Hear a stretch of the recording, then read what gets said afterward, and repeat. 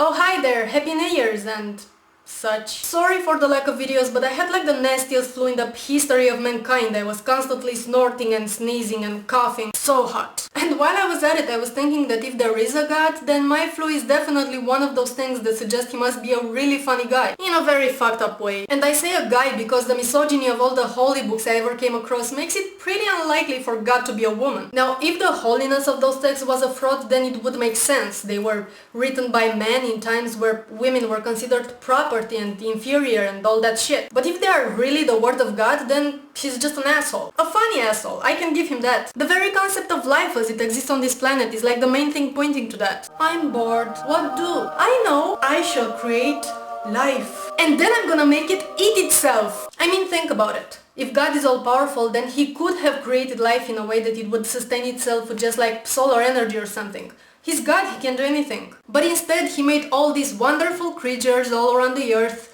adapted to different environments with very different appearances and traits and behavior, and made them eat each other. What would be the purpose of that? And most importantly, why enable them with the capacity of feeling pain? Some of them spending their entire lives running, trying to avoid being eaten alive, and the others having to spend their life running after their prey and fighting each other for it. Evolution can explain all this very well, but God? What's his excuse? It always made me cringe when I heard theists trying to justify all the human suffering that's going on. With the original sin, you know, that God punished us for Adam and Eve. But I have never, ever heard the justification for all the suffering of the non-human creatures. I mean, what the shit did they do? I just have to conclude that God made everything like this because this is just his idea of entertainment. Take the concept of parasites, for instance. This ant here has been infested with spores from a parasitic fungus that has infiltrated his brain. This is basically a zombie ant. After it dies, the fungus will start growing from inside its head and then infect all the other ants that happen to be near it.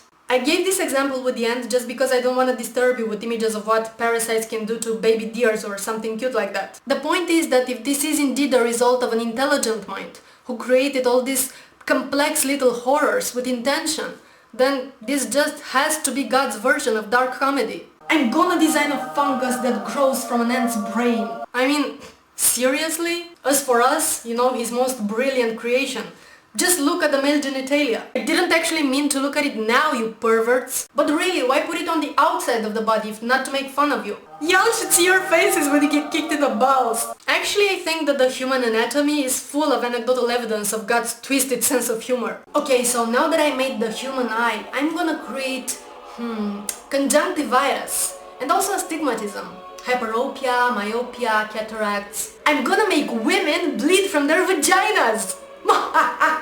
I'm gonna create orgasms and make them last for like 5 seconds. And now for the digestive system. Yeah, I very much doubt that his intention behind all this was to just punish us because that bitch ate an apple. And since we're on this, I also think that the idea of hell, at least in some monotheistic religions, is yet another example of pretty elaborated dark humor. So God, who knows everything, creates this hell place, where he will throw the majority of people who are also his creation, and then command them to worship him in order to be saved. If you worship and obey me, I'm going to save you from a place of eternal torture that I myself have created, knowing that you will probably end up in there.